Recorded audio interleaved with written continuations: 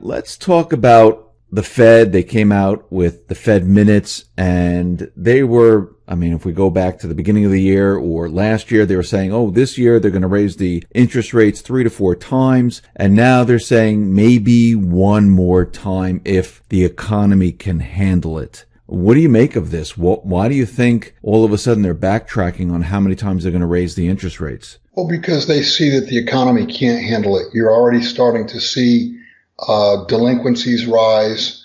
You're seeing pending home sales has collapsed.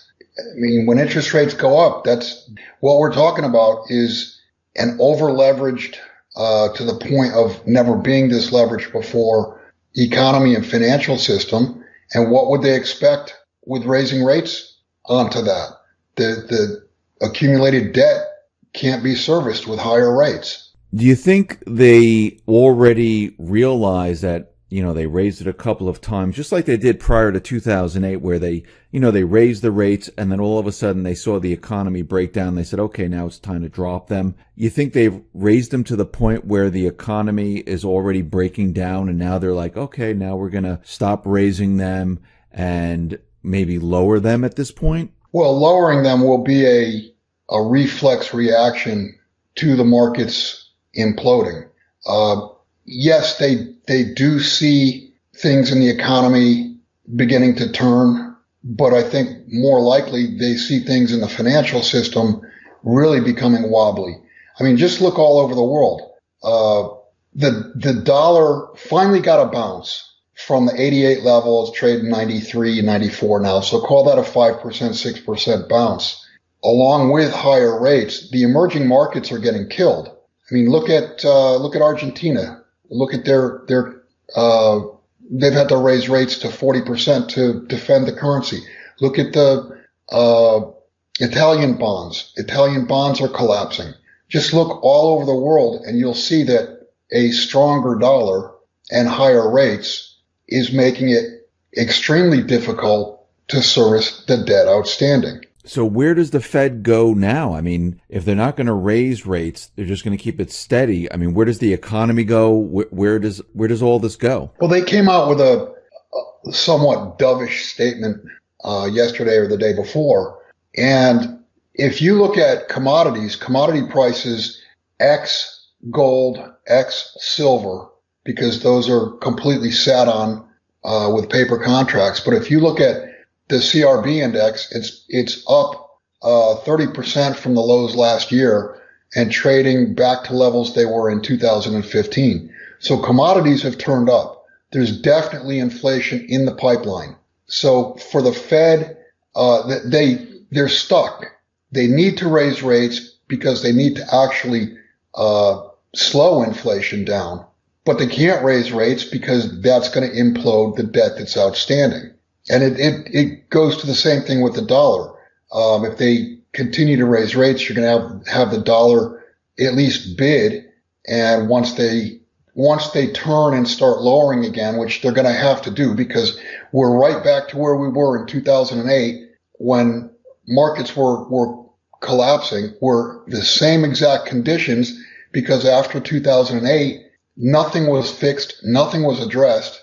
They treated the problem with more of the same. They treated the problem with more debt and more liquidity. And speaking of liquidity is becoming tight across the world. And I mean, you can see that in, especially with short-term interest rates, rising all over the world. You can see the tightness on the short end. So you've got an over-leveraged global financial system. At the same time, liquidity is becoming tight. It's a heart attack waiting to happen. I mean, we're talking about the Fed rate, but we also have the LIBOR rate that continually moves, up, and it has been over the last year or so.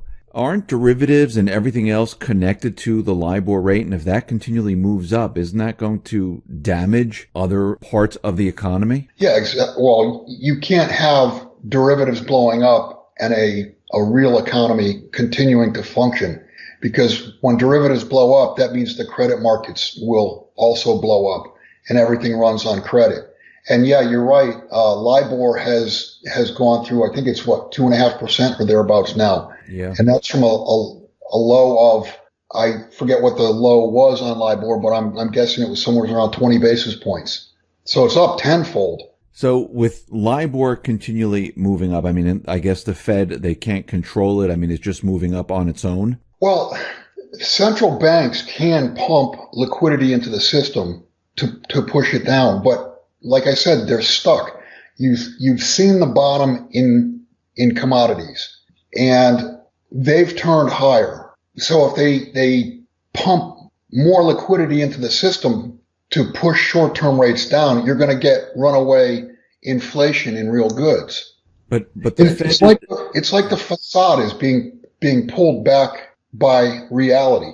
The reality of stuff costs more now, and they can't. The deflationary shock after 2008, 2009 was addressed with massive amounts of liquidity, and those massive amounts of liquidity did not bid up. They supported, but did not really bid up real assets. If they jam liquidity into the system now with real assets already bid, it'll be like a rocket booster. So they've got a problem of rising inflation at the same where they need to raise interest rates, but they can't do that because they're raising rates onto an already over-leveraged system. I mean, this is the end game. I mean, it sounds like it. And it's funny because their statement when they said, oh, yeah, we'll raise interest rates if the economy can handle it. Now, haven't they been telling us that the economy's been strong all this time since 2008? It's, we're recovering. Now it's strong. And now they're saying, well, if the economy can handle it, then we'll raise interest rates. So to me, that they're trying, what they're saying is that the economy's actually not strong. What do you think? Well, the reality is it's the financial system they're worried about. They're not worried, to some extent they're worried about the real economy, but they're worried about the financial system. And actually, we've had bouts back and forth where they pop up and then go quiet. But look at the headlines this morning. Deutsche Bank is cutting 10% of their workforce. I would say watch Deutsche Bank because they're probably Lehman Brothers. Do you think that they're going to be the only bank that's going to be laying off people? Because, I mean, right now, they're saying it's 1 out of 10 employees that they're laying off. Won't this spread to other banking systems where others have to do the same? Dave, the laying off of 1 out of every 10 employees is not going to fix the problem. But it is a symptom. It does show that they're trying to cut expenses, trying to cut costs. But the bottom line is you're talking about a bank with well over $50 trillion in derivatives. When that blows, you could cut their expenses to zero and they're still upside down. And the entire financial system worldwide is interconnected, just as it was back in 2008 when you saw the contagion. This time around, it's far worse because the debt that is piled up is far larger. It's probably about double. So the Fed also, and you mentioned it just the last couple minutes here about inflation moving higher. I mean, we do see inflation like in the housing market, in college tuition, in food. Certain areas we do see the inflation because those, prices have just skyrocketed. And the Fed is out there saying that they can control inflation. They want to get it up to a certain percentage, then they'll control it in that area. Do they have the ability to control inflation? No, I got to call bullshit on that. There's nothing they can do. I mean, just look at the widespread movement in just commodity prices. I mean, look at gasoline, look at oil, look at lumber. Across the board, commodities are going higher. They've already put the money into the system. The hyperinflation has already happened. The fuel is there to light prices on fire. And the only thing the Fed could do would be to raise rates to, who knows, 5, 6, 7%. And that would stop, that would suck enough out of the system to stop inflation. But at the same time, that would completely implode the system. I'm surprised the Fed has been able to raise as far as they have without the system coming down. Now they're talking about doing 1, maybe 2 more this year. I'm not even sure they can get 1 more in because you just look at the Look what's happened this year. There's been a big change in markets this year. The last year and a half or so since the election, it was nothing but a steady march upward in equities. Credit was just a little bit weak, but everything has gotten choppy. Volatility has exploded, and the credit markets have seriously weakened, as evidenced by the higher interest rates all across the globe, short end and long end. And we're getting a very, very flat yield curve in the United States and all over the world. The flatness of the yield curve is an indication, as soon as you see an inversion of the yield curve, every time the yield curve has inverted, we've had a recession afterwards or following that. We've had recessions without having an inverted yield curve, but 100% of the time when the yield curve inverts, we have a recession. And with the amount of debt outstanding, there's no way the financial system can survive a recession. So can this economy be saved at all? I mean, Trump's, he talked about bringing back manufacturing. He's talking about, helping the economy, but can this economy be saved at all? Well, yeah, it could be if the debt was not already in place, but because there's so much debt, there's so much personal debt, corporate debt, state debt, municipal debt, federal debt. Debt doesn't go away. Debt has to be serviced. And the answer to your question is no. The financial system is going to take down Main Street. So when we start to see inflation, I mean, you brought up Argentina, they're seeing inflation, their currency is devaluing very, very quickly. They needed a bailout from the IMF. Those individuals in Argentina who are holding gold or silver, how did they make out during inflation and the devaluation of the currency? Well, they've maintained their purchasing power. It's as simple as that. I mean, and another one is Turkey. The lira is collapsing. Yes. That's the idea behind gold and silver. Gold you store your wealth in, and silver you use a tenth of an ounce of silver or less to go buy eggs or to buy gasoline or to buy whatever products may be available. But hyperinflation also creates scarcity because you have people hoarding things when they can get it and trying to get rid of the currency as fast as they can. Now, I'm also hearing rumors that it's kind of tough to get institutional gold. Are you hearing that also, where it's not, I'm not talking about the, the coins and stuff from your local dealer. I'm talking about the bars. I'm hearing that it's a little tough to get the amount that you need. Well, you can see backwardation in London, and that shows you that, yes, it is difficult.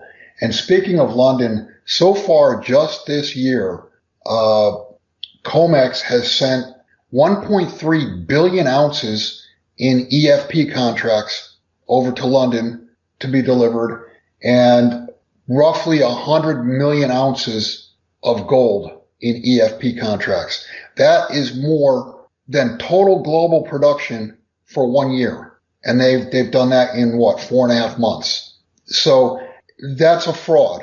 I mean, there's just no way London can't deliver that. It's a total fraud.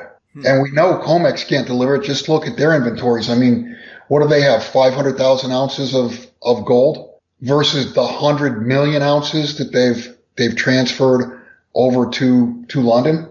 So we also see, I mean, we're talking about gold here. I mean, we see that Russia, what are they? They become the 5th largest gold holder right now. They're continually accumulating gold, and so is China. China's a little bit tougher to figure out how much gold they actually have, but they're continually purchasing gold. And when you look at what they've done over time, they've duplicated every single thing that we have here out in the West. They duplicated the exchanges, the payment system, the gold exchange. They're creating, they have manufacturing. They're creating bilateral trades around the world. I mean, to me, it seems like they're ramping up the ability to separate themselves completely from the dollar and go off on their own. That's exactly right.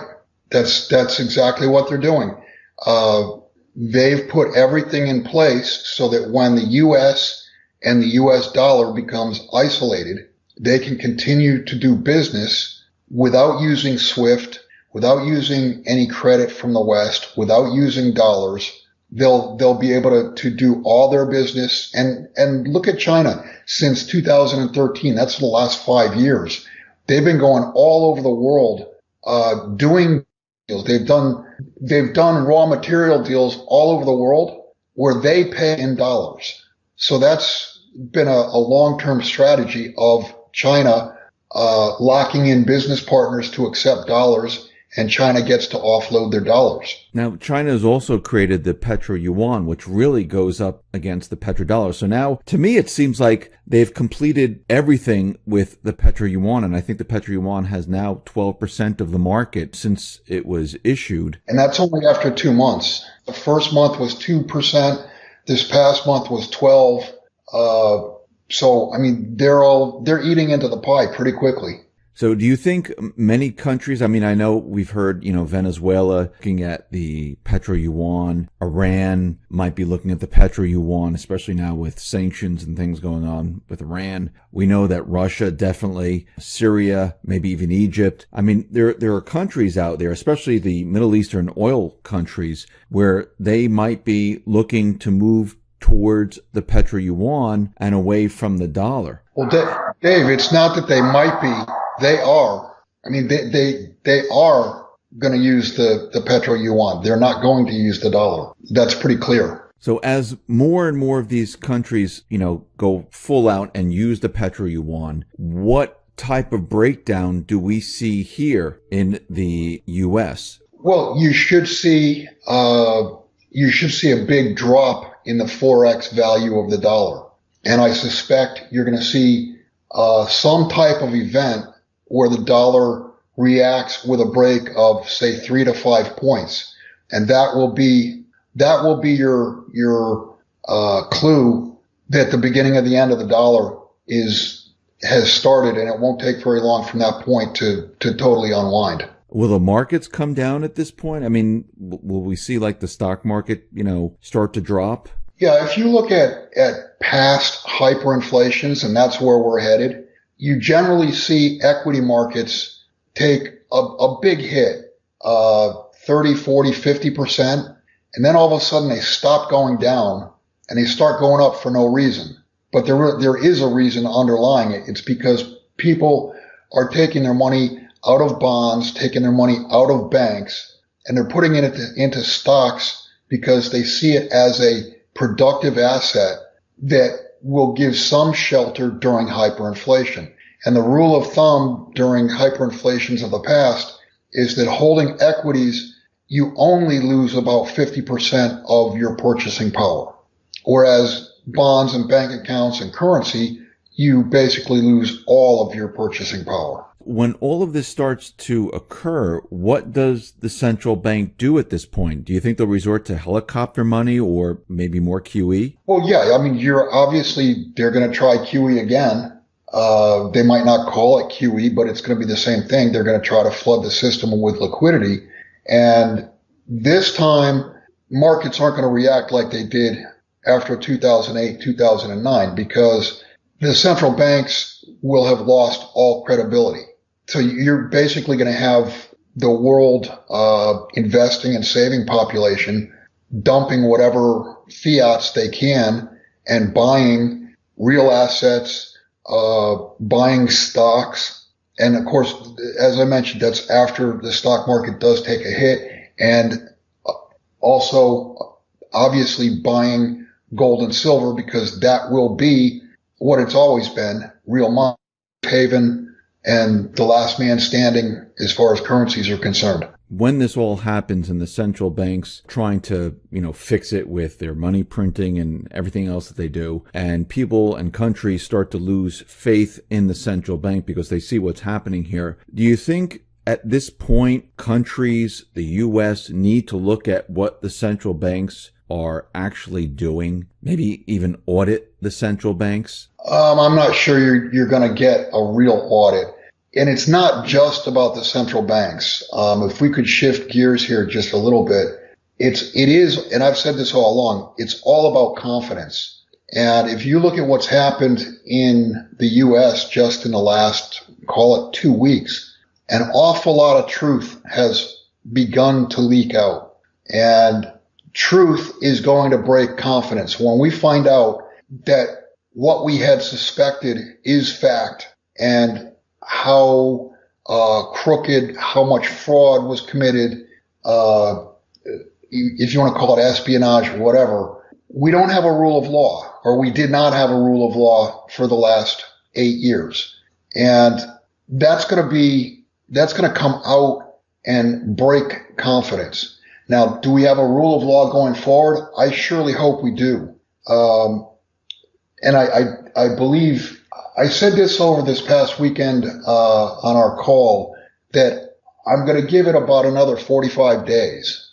I'm going to give it the benefit of the doubt for 45 days that these lying, thieving bastards in Washington and across, all over, we're going to see perp walks. We're going to see arrests. If we don't by, say, July, mid-July, then my hope is going to wane, because from a timing standpoint, it only makes sense that the truth bombs of what's going on in our justice system, it makes sense that information, if it's going to come out, would come out far enough ahead of the election, the midterm elections, to make a difference. I mean, I agree with you. I think a lot of people are becoming impatient with, drain the swamp, and people have been waiting quite a while to see something happen. I mean, we do see things happening in the news, but I don't think it's moving as fast as everybody wants. But the pieces of the puzzle are you're starting to be able to see clearer pieces to the puzzle now. With Trump tweeting and, letting everyone know that he was spied on, just like with the FISA warrants. I mean, the corporate media does laugh at him when he comes out with these statements. But they're absolute truisms. I mean, that's right. Absolutely true. It's an absolute abomination that a sitting president could spy on any campaign. I mean, that's clear. That's clear that they were trying to rig the election. So, now we actually have proof of the Obama administration rigging the primary against Bernie and then trying to rig the election against Trump. And then when Trump won, now they're trying to frame the guy. And it's totally illegal. It's treason. And there should be thousands of people going to jail for what they've done. And you can see, like, the corporate media, they're trying to play it down. Comey and Brennan and all the rest are saying, oh no, this is just normal practice. And they should be in jail. I mean, the names you just named, they should all be in jail. They should be in jail. But it seems like it's a very slow push to get these individuals. Yes, we're pointing, they're pointing it out, and they're telling everyone to look to see what they've done here. And there's a huge investigation going on. And I see Trump, force the Department of Justice to go ahead and push this investigation. I think it's time now to, bring these individuals in and try them. Well, Dave, at the beginning of the year, I try to put a title to the year. Last year, 2017, I said was going to be the year of the truth bomb. And this year, at the beginning of the year, I said 2018 is the year that truth will matter. Had Trump come into office and then all of a sudden, within a month or 2 months, they started making arrests left and right, you would have had a revolution. You would have had people going crazy. But the slow drip of truths that have come out, more and more people are able to add those truths together and see and know exactly what's happened. And of course, they've been able to gather more and more evidence. So after a year and a half's time, it to me, like there's enough, there's obviously enough evidence, but there's enough evidence for, let's call them the marginally average thinker to understand that there's been some dirty stuff going on. And who wants a Department of Justice, FBI, entire party that tries to rig elections and, what's going on? So moving forward here, you're saying you're giving it, 45 days? Yeah, call it into July. I think, I mean, what I'm saying is I'm still hopeful that we're going to see perp walks. We're going to see arrests by August 1st and especially by September 1st. It's too close to the election. It's too close to the November election. The Democrats will start screaming, oh, well, they're just doing this to steal the election. They've got to have enough time for the Democrats to say, oh, the Republicans are just trying to steal the election. And there's got to be enough time after that for the proof to come out to show how dirty these people have been. And it goes all the way to the top to our past fake, fraudulent, illegal President Hussein Obama. And, you know, I wrote about this. I didn't put it out public. I just think it's laughable that here we are, 300 million people. We watched on 9/11 when supposedly a bunch of Arabs flew planes into buildings and laws were actually the Patriot Act had already been written up. It was just ready to put into place. So for years after that, we gave up our rights one after another. And the biggest joke was for the population that willingly gave up their rights would then elect a non-natural born citizen who is a Muslim. Do you see the irony there? Yeah. I mean, that's in your face from the elites. Do you think the proof that he is not a natural born? I know Sheriff Arpaio. He was investigating this, and there's many different documents that he has to show that the birth certificate was falsified. Do you think that truth would ever come out? One could only hope. If it does come out that it was falsified and he wasn't a natural born citizen, what do they do at that point? That's a massive constitutional crisis because every time he signed his name is null and void. And, you know, I don't think it's just that. There's so many things, so many illegal things that happened during the Obama administration that I think that will be, assuming that there are perp walks, arrests, assuming this thing goes forward, they're going to dig up all sorts of stuff that happened as far back as 2009, 10, 11, throughout the entire administration. So, yeah, that would be an interesting piece of news, that they prove. I think there's already enough proof to show that he's not, I mean, I'm convinced in my mind that he is not a natural born U.S. citizen, but that's not the core of what I hope comes out. What are you looking for? What are you looking for to come out? Think of how dirty everything is. Go back to Scalia supposedly died. A Supreme Court justice and they don't do an autopsy? I mean, that's absurd. And the tarmac meeting between Bill Clinton and Lynch, I mean, there's too much of a list to even name, but there's so much dirt in the FBI, in the CIA, in the DOJ, the White House, you name it. I mean, think about Obamacare. The guy who wrote Obamacare, what was it, a year or 2 years after it was passed, made the comment, yeah, well, it was meant to fail. And the article that I wrote for subscribers was titled, Nobody Could Be This Stupid. And what I was getting at is we've been purposely run in a ditch. There's no way a little kid that gets an allowance each week understands that they can't spend more than what their allowance is. But we have adults that have run deficits every year since 1960.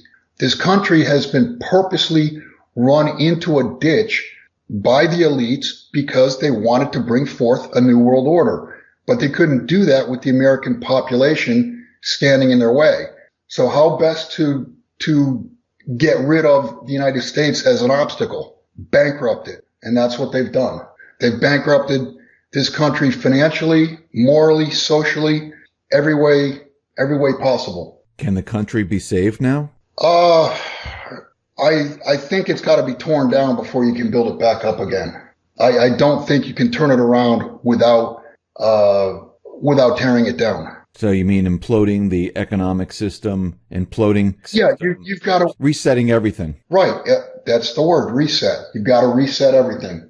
You got to wipe everything out, wipe everything clean, and then go forward with a true, real rule of law that pertains to everyone, not just